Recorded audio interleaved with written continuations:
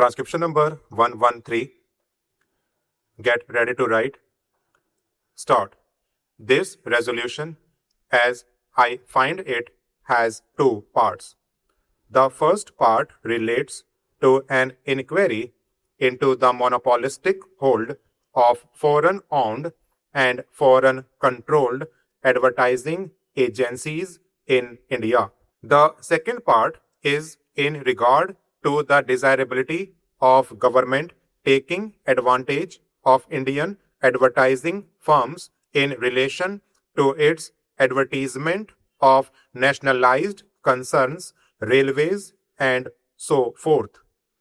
In so far as the first part is concerned, I do not think that is necessary, and I do not think that we have any need to inquire into the working of foreign-owned and foreign-controlled advertising agency firms. So long as it is the policy of government to permit foreigners to operate in this country, I do not think that if there is a private sector, they should be subject to frequent inquiries. In so far as this part of resolution is concerned, I am afraid I cannot accord it my support. But in so far as the second part of the resolution is concerned, there is absolutely no conflict between my head and heart in giving my full support to that part of the resolution. It is difficult for me to adduce arguments in support of this very desirable proposition, as I do not know what arguments could be advanced against it. I should have liked very much Dr. Keskar to speak first if he were opposed to it, because I think that any reasonable person should support it, but the likely objections may be these, and I am trying to analyze them. First, it might be stated that it might mean discrimination, but I do not think that arguments holds water, because there is no question of discrimination involved. Government have gone out in different fields of activity in assisting and furthering Indian participation, progressive Indianization of services, and so forth. Even in the tea industry, I believe the government is trying to break the monopoly of foreign tea broking firms by supporting the rise of Indian firms in the tea broking business, which is a very specialized and a kind of monopolistic business. So I do not think that Dr. Keskar would advance that argument, and all because that is a preposterous argument. The second argument may be that we have not firms of sufficient quality and standard. Now, let us first examine whether that proposition is true.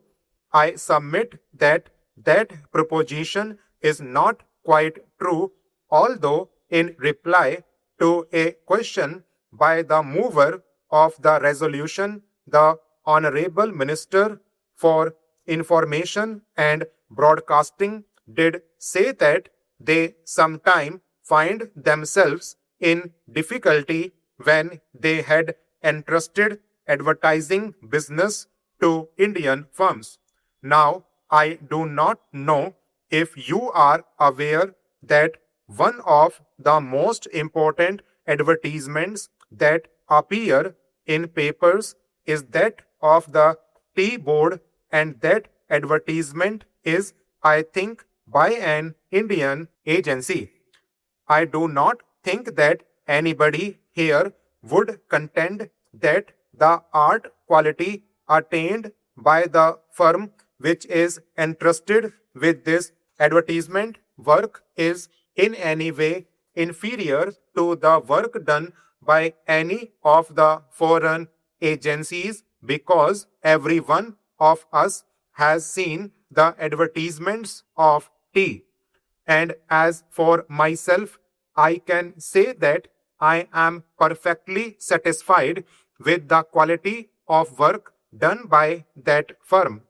Now, if that is so, then it cannot be contended that there are no Indian firms of adequate standard and quality.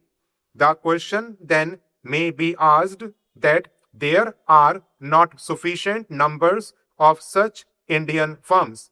And if there are not sufficient numbers, then all the advertisements could not probably be entrusted to them to be properly handled.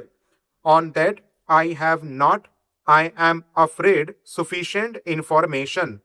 Probably the Honorable Minister knows better as to how many Indian firms there are who can compare favorably or who are probably better than foreign advertising firms.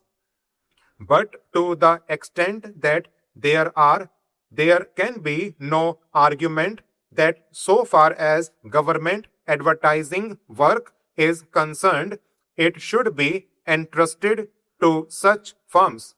I understand that these Indian advertising agency firms had met government and they were given certain assurances. And I find that the Ministry of Production had subsequent to the meeting issued directives to all corporations under its control to make use of Indian advertising agencies. I should have thought that that directive would have been based on an appreciation of the work that could be performed by the Indian advertising agency firms, but the surprising part of it is that even thereafter many public undertakings like NEPA, Meals, and the new nationalized insurance corporations have entrusted their work to foreign agencies. This certainly is surprising. I had said just now that a question might be asked as to whether there were sufficient firms of the requisite standard available to handle all the work. If there are not, I believe that there is a duty cast upon government to create conditions so that an adequate number of firms of the requisite standard may come up. Everybody is aware that advertising is a specialized job. Then there should be provision for the training of personnel. I find in the memorandum which the Indian advertising agency firms submitted to the government that they had also made certain proposals in this regard. I should very much like to know if government has taken any action in this regard, because it is desirable that Indian personnel should be trained to equip themselves for this highly specialized work. But so far as the resolution is concerned, I do not think that so eminent a person as the Honorable Minister would in any way object to the second portion of the resolution, and it is really a little shameful that while we have firms of adequate standard and quality, government business should be going out to foreign agency firms. This is not the sectionalism, it is certainly the duty of the government to assist their own nationals, particularly when they are of the requisite quality. Stop.